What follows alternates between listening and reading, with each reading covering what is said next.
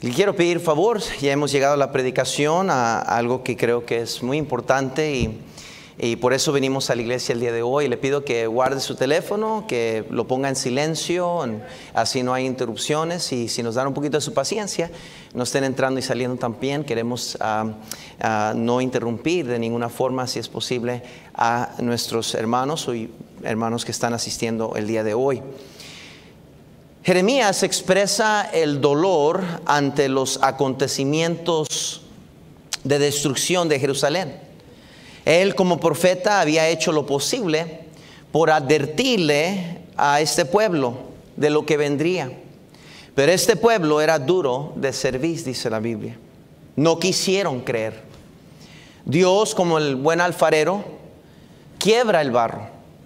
Y eso lo vemos en Jeremías 18, cómo Dios profetizó de esa escena, Él siendo el alfarero y nosotros el barro. Y aún aquí en Lamentaciones vemos lo mismo, cómo Dios se refiere a esa misma porción de la Biblia. Y lo vemos en el capítulo 4, versículo 2, donde dice: los hijos de Sión, preciados y estimados más que el oro puro, como son tenidos por vasijas de barro, obra de manos del alfarero. Vemos que Él les había advertido también. Dios les había advertido. El templo de Salomón, que había permanecido aproximadamente 400 años, ahora estaba en ruinas a causa del pecado nacional del pueblo de Dios. Se habían mezclado. Habían decidido adorar a ídolos paganos. No hicieron caso.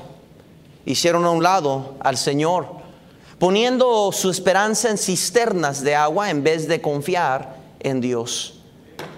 Israel lo sabía. No era sorpresa las consecuencias que ahora sufrían. Ellos lo sabían muy bien. Quiero que vean Lamentaciones 5, 19, por favor. 9, perdón. Lamentaciones 5, 9.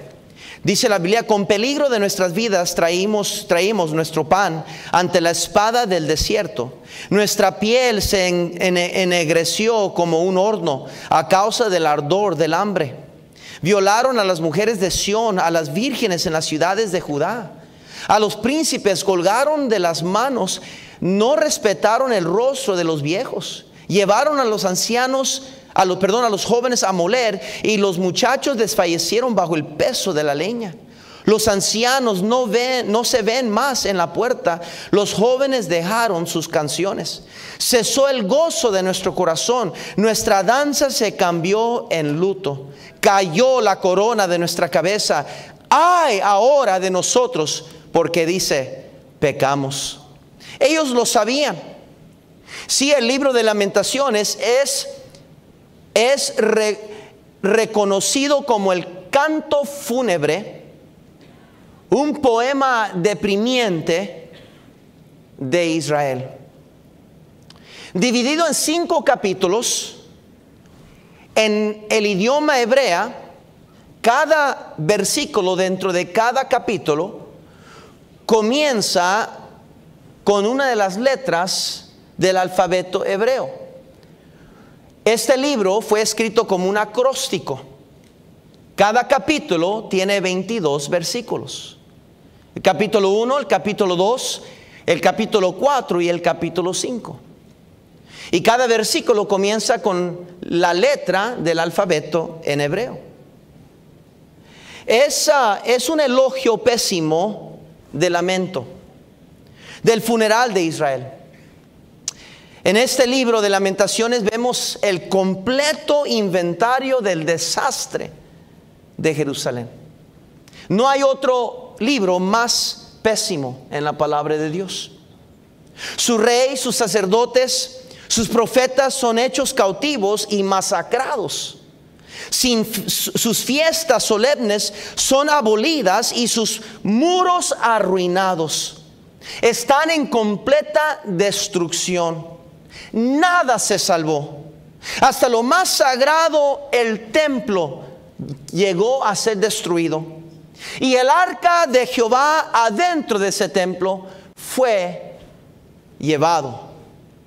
La agonía del profeta Jeremías conocido como el profeta llorón, por tanta agonía y tanta aflicción que él vio, que un pueblo que él amó, que dedicó toda su vida, desde su niñez siendo llamado por Dios, dedica toda su vida para ayudar a este pueblo de no llegar a esta destrucción.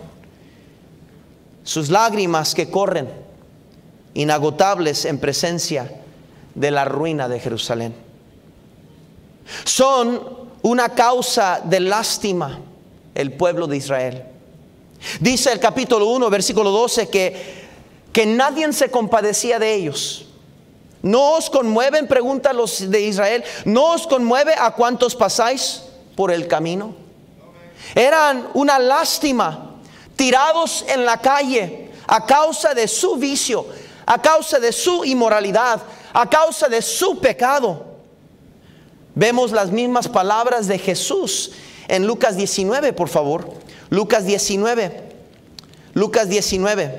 Sígame por favor, porque creo que este mensaje nos va a ser mucho ayuda, especialmente en estos días en que estamos y la aflicción en cual hemos vivido. Y quiero que Dios use este mensaje para ayudarnos. Lucas 19, versículo 41, dice la Biblia que el Señor Jesucristo dijo esto: y cuando llegó cerca de la ciudad, al verla, lloró sobre ella, diciendo: oh, si también tú conocieses a lo menos en este tu día lo que es para tu paz, mas ahora está encubierto de tus ojos, porque vendrán días sobre ti cuando tus enemigos te rodearán con vallado y te sitiarán, y por todas partes te estrecharán y te derribarán a tierra y a tus hijos dentro de ti, y no dejarán en ti piedra sobre piedra, por cuanto no conociste el tiempo de tu visitación.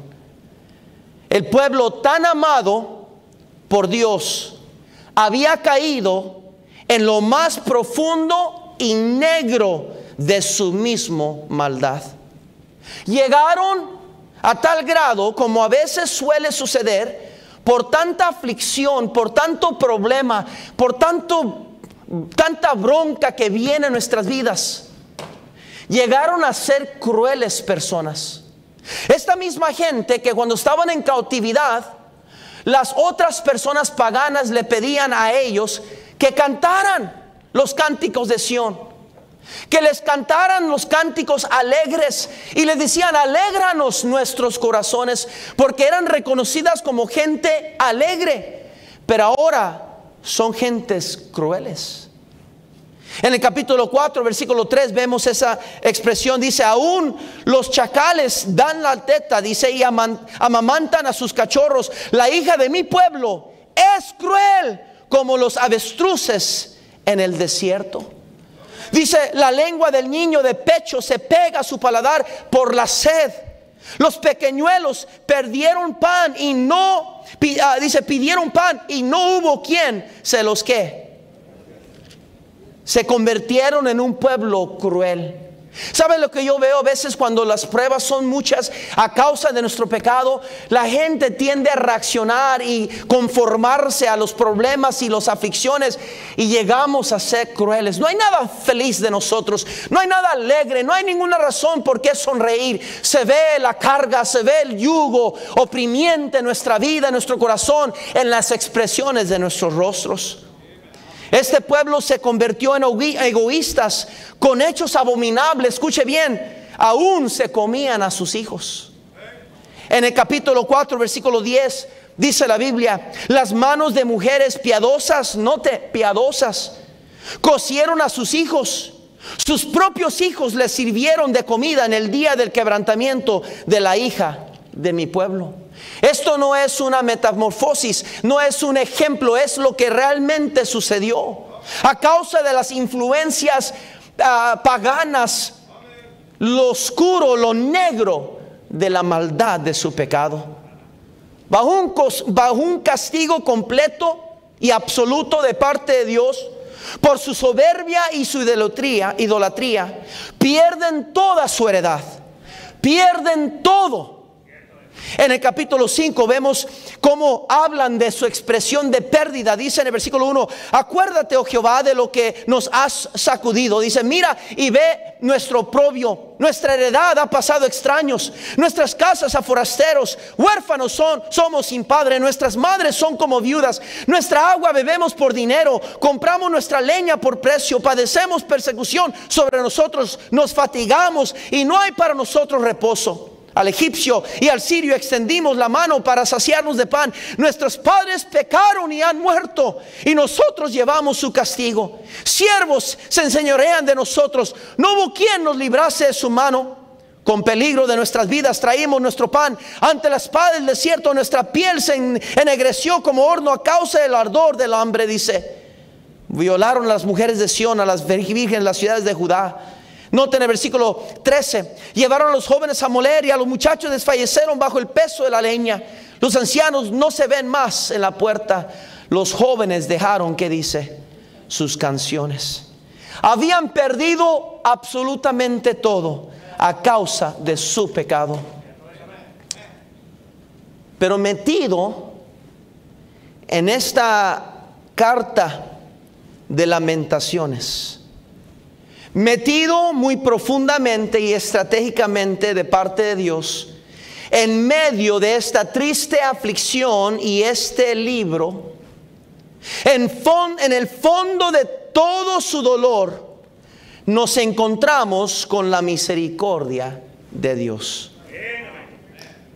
Cada capítulo de este libro tiene 22 versículos, excepto el capítulo 3. El capítulo 3, ocupando el centro de este libro, tiene 66 versículos. Como la Biblia tiene 66 libros en total. No hay explicación doctrinal. No hay una explicación de parte de Dios por qué interrumpe esta carta de Lamentación con un capítulo donde no habla de los castigos ya de Israel, donde no habla y comenta de la horrible de su maldad. Hace un paréntesis, hace una interrupción el Señor, recordándole a este pueblo amado que aún en lo más fondo, en el fondo más horrible de todo su dolor, metido en medio de toda su triste aflicción, ahí está Dios y su misericordia. Quiero darles un mensaje esta mañana que he titulado 22:66. 22:66. La razón es porque no quiero que se olvide que en medio de tanta maldad y en medio de tanta dificultad y a veces que vienen en nuestras vidas, de ambos lados, y aun cuando pareciera que ¿dónde está Dios? ¿Dónde está Dios? Dios siempre está allí en medio con su misericordia. Es un mensaje y recordatorio de parte de Dios hacia sus hijos, que en el peor momento de su aflicción, en lo más profundo, más negro, en el fondo de toda su aflicción, siempre estará Dios siendo fiel con su misericordia. Como la Biblia tiene los libros de la palabra de Dios y acumulan 66 libros, y es conocida como la carta de amor de Dios hacia sus hijos, como carta de Dios a sus hijos, este capítulo de 66 versículos, en medio de 4 capítulos de 22 versículos que hablan de la justicia, del juicio, de las consecuencias, del dolor, retribución, castigo y aflicción. Dios siempre está allí. El nombre de Dios, uno de sus nombres es Jehová Sama, que Ezequiel, siendo contemporáneo de Jeremías, lo dice en Ezequiel 48:35, el último versículo de la carta o el libro de Ezequiel. Dice que y el nombre de la ciudad desde aquel día será Jehová Sama, que quiere decir Dios está allí. Oh, querido hermano, cuando pasamos por problemas fuertes, hay veces que es cuando menos sentimos su presencia. Es veces cuando menos podemos ver claramente su mano obrar, y llegamos a la conclusión que quizás por mi castigo, por mi pecado, a causa de mis problemas y mi necedad, sufro esto y merezco sufrirlo, y Dios me ha abandonado. Pero quiero recordarle en esta mañana, querido hermano, querida hermana, no importa qué está pasando, qué dificultad, qué necesidad, qué caída está sufriendo, qué consecuencia está pasando por su casa, querido hermano, le recuerdo que Dios nunca deja de ser fiel. Dice Jeremías 3, versículo 22. Qué interesante que es el versículo 22. Dice: por la misericordia de Jehová no hemos sido consumidos, porque nunca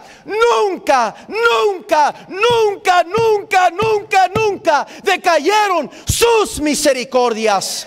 Nuevas son cada mañana, grande es tu fidelidad. Oh, hermanos, en el corazón de este libro, capítulo 3, llegamos al fondo de la aflicción del profeta Jeremías.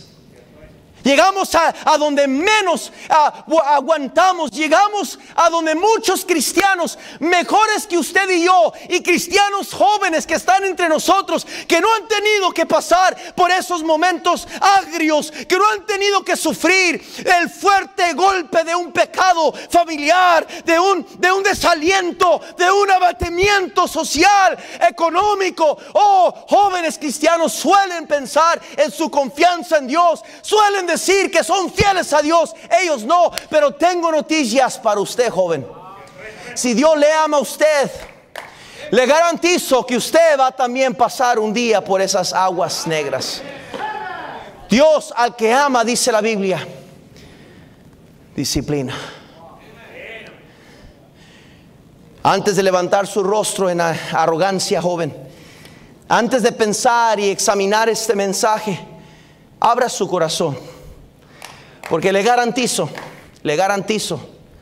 y no lo digo en manera profética, pero lo digo con humildad y temblor, un día usted va a pasar por 2266.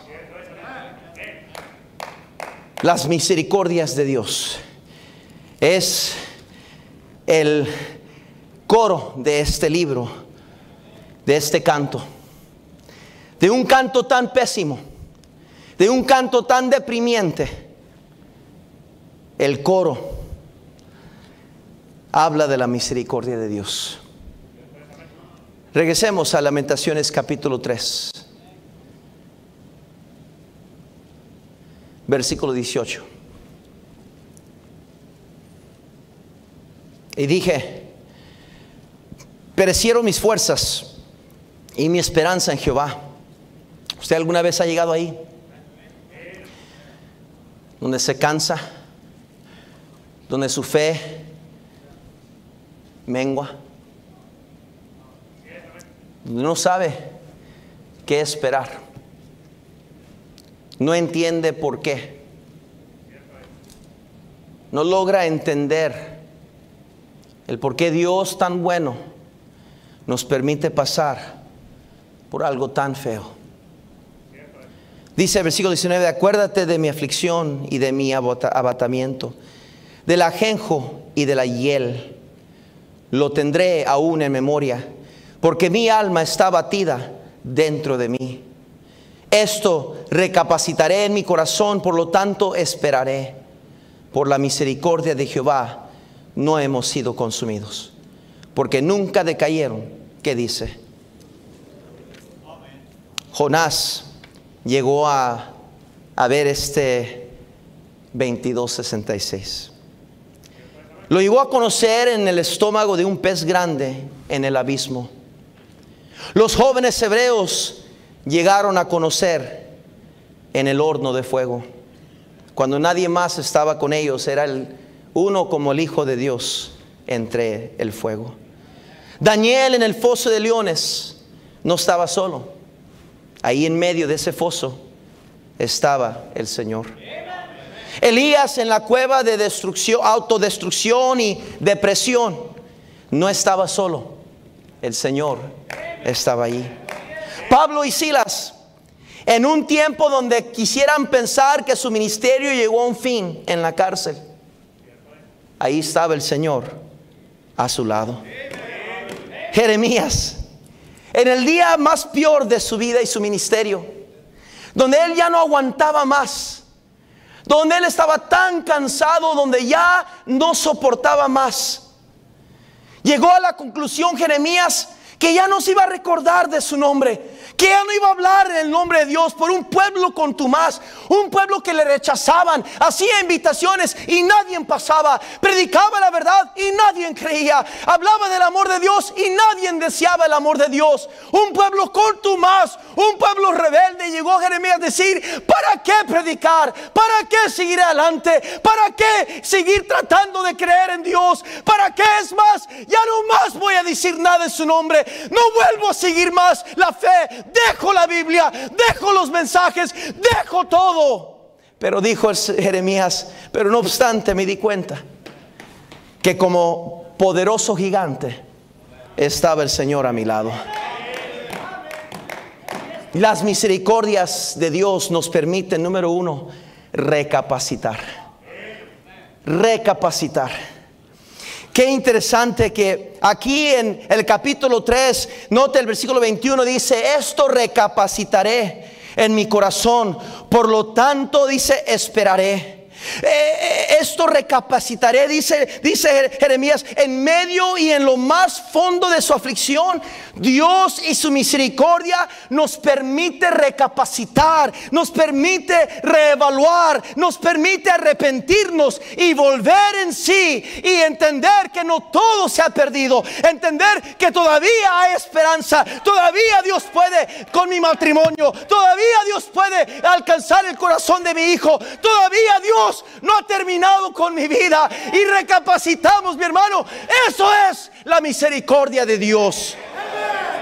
Que nuestra locura no nos lleva a perecer por nuestro pecado, que Dios tiene misericordia y nos alcanza aún en medio de los marranos, en medio de los cerdos, en el castigo de nuestro pecado. Dios nos ayuda a recapacitar.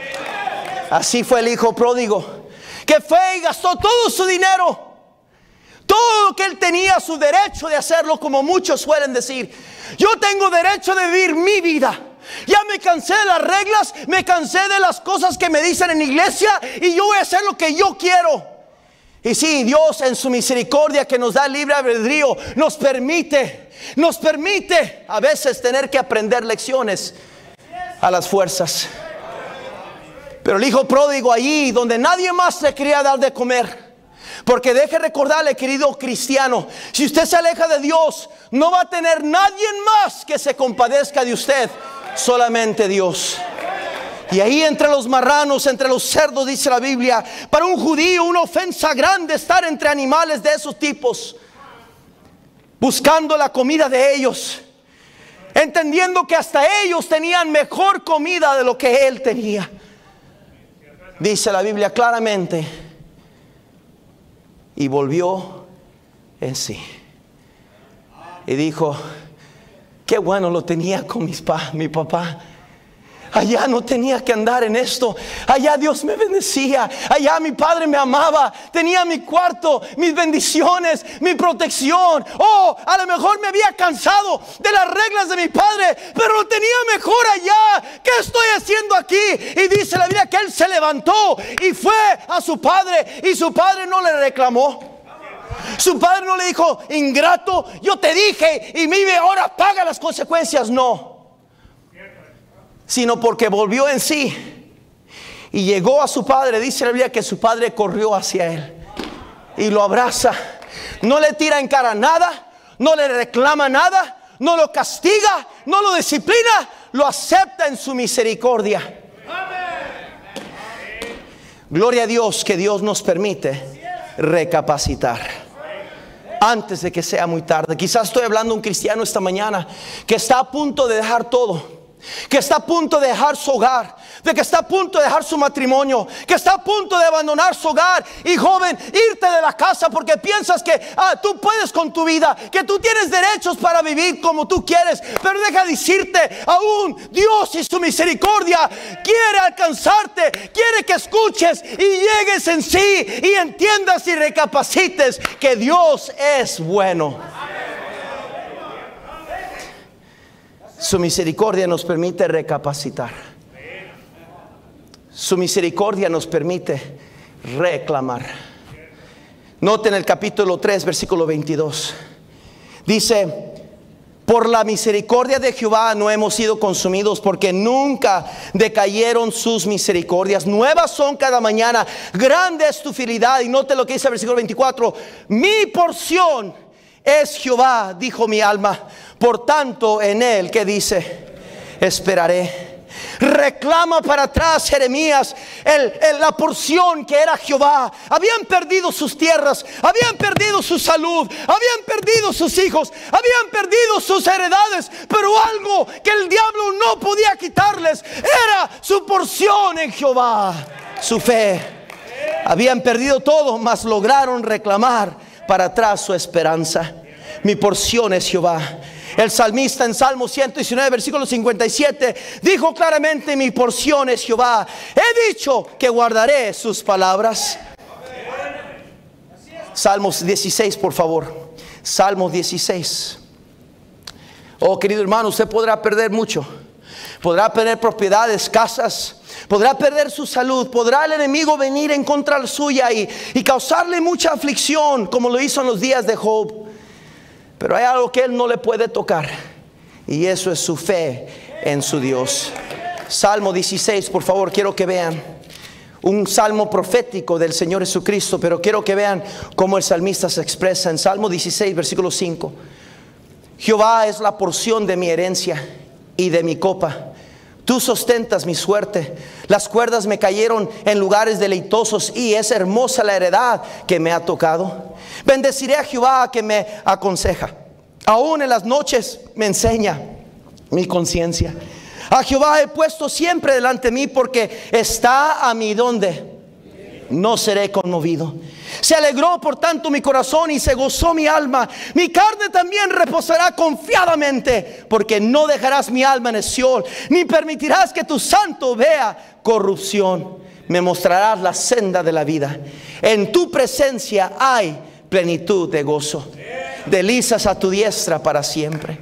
Oh, no en cosas, no en casas, no en dinero, no en fama, no en los placeres de este mundo, sino en la presencia de Jehová. Una familia, una persona podría ser vista por este mundo como la persona más pobre, pero si tiene a Cristo en su corazón y no ha perdido su esperanza, es la persona más rica en este mundo. El hombre rico se reía del Lázaro y le tiraba las migajas. Las carnitas que pican en los tacos se las daban así como migajas. Y Lázaro pareciera en este mundo que era el que estaba perdiendo, hermano Pepe, que era el peor, el que estaba sufriendo, el que no vale nada, el que no tiene logros, no tiene éxito, no tiene colegiatura, estudios profesionales, es un cero a la izquierda. Pareciera. Pero entre ese hombre rico que tenía todo lo que quería y ese hombre pobre que estaba tirado en el suelo, era Lázaro más rico que el hombre rico. ¿De qué serviría si el hombre ganara todo el mundo y perdiera su alma? ¿De qué sirve todo ese dinero? ¿A quién se lo va a dejar? ¿De qué sirve, joven, esa fama que busca del mundo, esa atracción que quiere, ese aplauso del mundo? ¿De qué sirve si no tiene su fe en su Señor? Dios es nuestra heredad, la medida que nos satisface. Esto no puede ser quitado. Todo lo demás podrá quitarme el mundo, pero Dios no me lo pueden quitar. En Mateo 13:44, por favor, Mateo 13:44, vayan corriendo ahí. Mateo 13:44, si se está durmiendo, dése un pellizcón o una cachetada, amén. en el amor de Cristo. Mateo 13:44 dice así: además, el reino de los cielos es semejante a un tesoro escondido en un campo, el cual un hombre halla y lo esconde de nuevo, y gozoso por ello va y vende todo lo que tiene y compra aquel campo. Aún en el fondo de la aflicción podemos y debemos reclamar para atrás nuestra fe, nuestra esperanza, nuestra porción. Nuestra porción debe ser siempre Jehová. Mire, hermano, qué mensaje. En medio de tanta aflicción,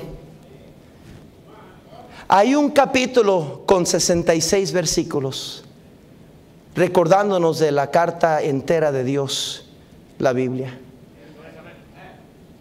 diciéndole a este pueblo que está en agonía, que no tiene que comer, que han cometido los actos abominables de aún de comer sus propios hijos, que tienen que pagar por su agua como nosotros, ¿verdad?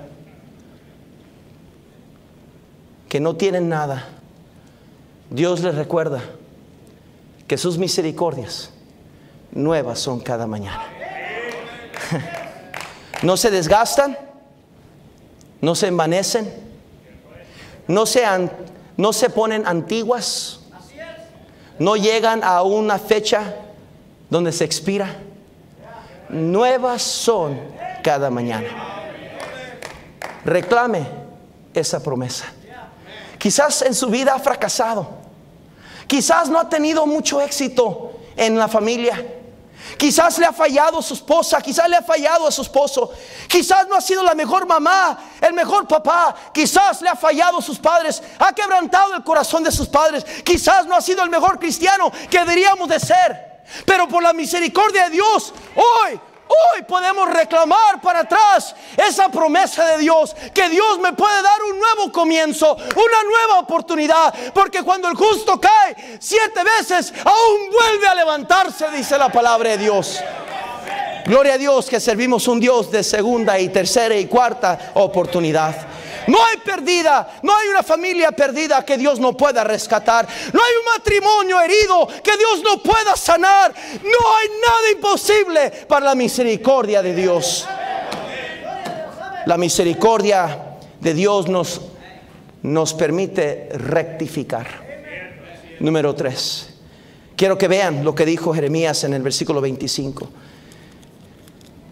En tanta angustia y tanto dolor, estamos hablando de un hombre que había negado a Dios y dijo que ya no más iba a predicar en su nombre. Dice ahora en el versículo 25, versículo 26 y versículo 27: bueno es Jehová a los que en él esperan, al alma que le busca. Bueno es esperar en silencio la salvación de Jehová. Bueno le es al hombre llevar el yugo desde su juventud. Solamente con la experiencia de estar en medio de tanto dolor puede una persona experimentar tanto amor.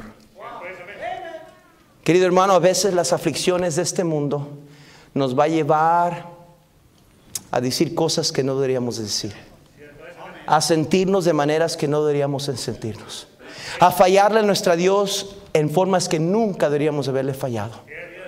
Pero Dios, y en su misericordia, nos permite rectificar las cosas. Bueno es Jehová, dijo. Sus vidas habían llegado a ser una lástima, una tristeza. Nadie se compadecía de ella. Eran culpables, pero la misericordia de Dios en el fondo de su aflicción les permitió rectificar, y con sus mismos labios proclamaron: bueno es Dios. Corregir lo que está mal es el rectificar. Dijo en el versículo 23: nuevas son cada mañana, grande es tu fidelidad. Qué proclamación, qué rectificación de labios que habían blasfemado, qué maldición habían pronunciado por su coraje, por su rencor, por su agonía y por su dolor. Las palabras que sin duda alguna habían salido de la boca de ellos, como la mujer de Lot, que estaba en tanto dolor a causa de la aflicción, que le dijo a su esposo: aún retienes tu integridad, maldice a Dios y muérete. Pero gloria a Dios que en tanta oscuridad, en tanto horrible, Job pronunció una de las palabras más impactantes de la Biblia: Jehová dio, Jehová quitó. Sea su nombre bendito.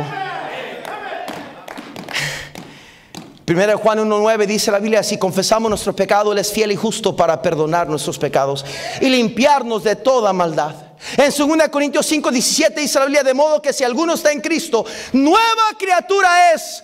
Las cosas viejas pasaron, he aquí, todas son hechas nuevas. Gloria a Dios, que solo Dios nos ofrece nuevas oportunidades. Gloria a Dios, aunque le hemos regado en el pasado, Dios nos permite en su misericordia rectificar nuestra vida.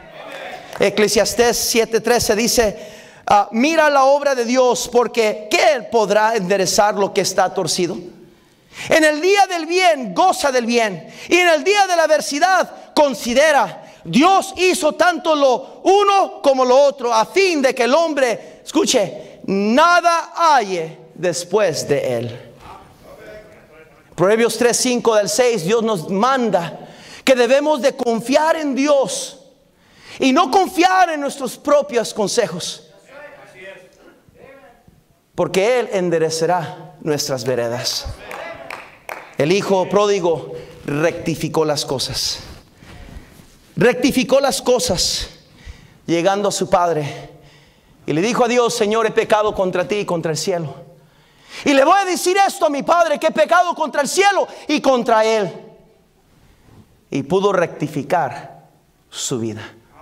¿Cómo está su vida esta mañana? ¿Se siente desorientado? ¿Se siente que ha fallado a Dios? ¿Se siente que está lejos como cristiano? Que ya no es el cristiano, la cristiana que antes era, que ahora le invade pensamientos de amargura, de dolor. Alguien le lastimó, alguien le falló, algo sucedió que usted permitió entre usted y su Salvador. Quitó su mirada de Él y lo puso sobre alguien más. Y quizás ha dicho cosas, ha hablado cosas de alguien. Quizás se ha quejado contra su mismo Dios. Pero esta mañana Dios nos permite rectificar las cosas. Dije Dios porque nosotros no nos permitimos. Somos muy juzgones. Somos muy fariseos. Cuando vemos a alguien que ha andado en pecado, querer regresar y restaurarse del Señor, somos rápidos para decir: vamos a ver si es cierto. Fuchi, no te acerques a él, porque si supieras lo que andaba haciendo. Así dijo el hijo mayor del hijo pródigo: papá, yo siempre he estado contigo, hombre. Nunca te fallé. Siempre aquí trabajando, siempre matándome. Yo traía a los niños del VAS, yo cantaba en el coro, yo recogía acá. Yo siempre he estado aquí y a mí no me haces nada como él le haces. ¡Qué bárbaro, Dios! Así somos muchos, que se nos olvida que también somos pecadores, salvos por gracia. No saludamos a alguien que no. Quítate, puchis. ¿Tú quién eres? Eres un nuevo en la fe, quítate. Pero gloria a Dios, que nuestro Dios no es como nosotros.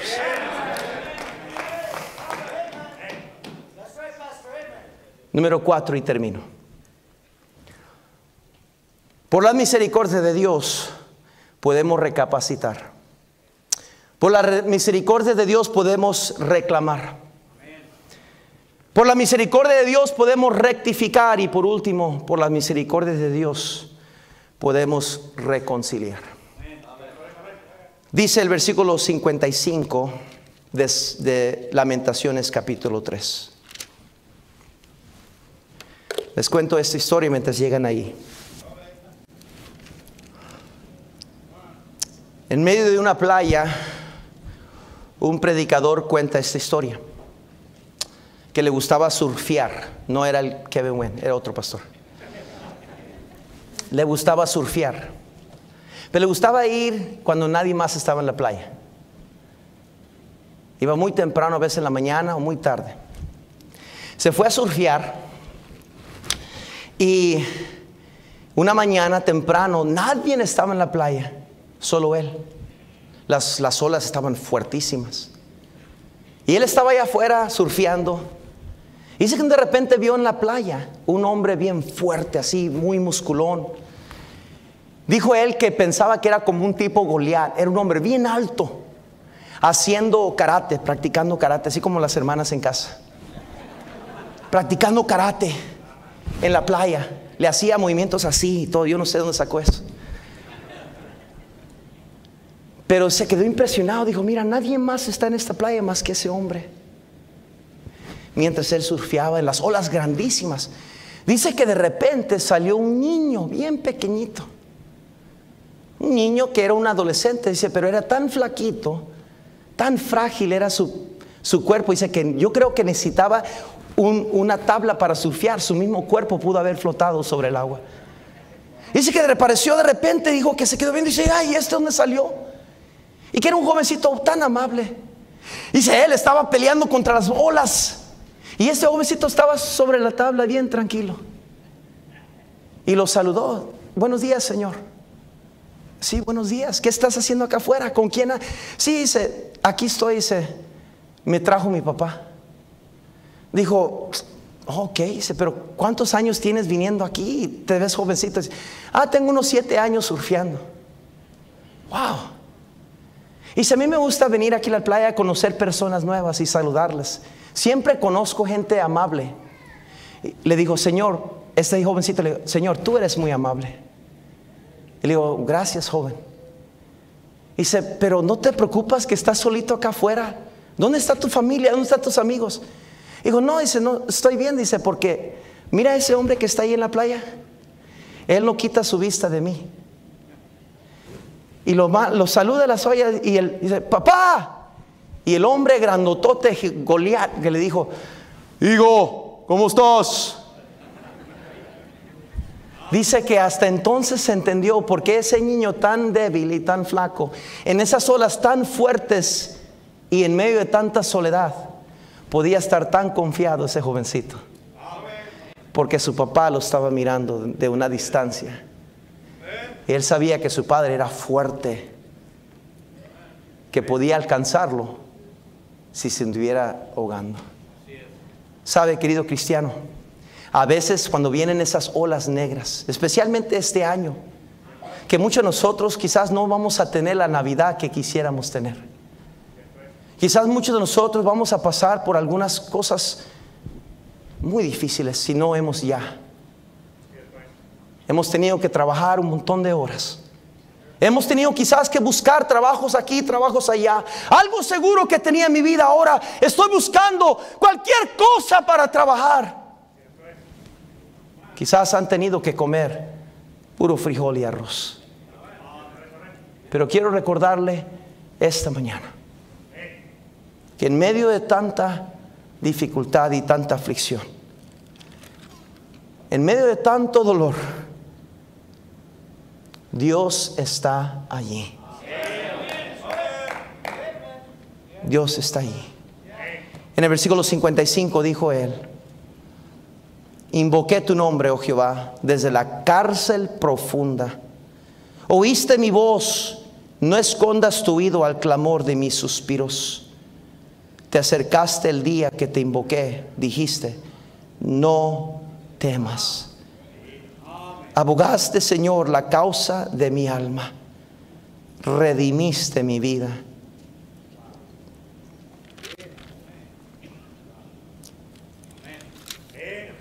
Invocaron su nombre.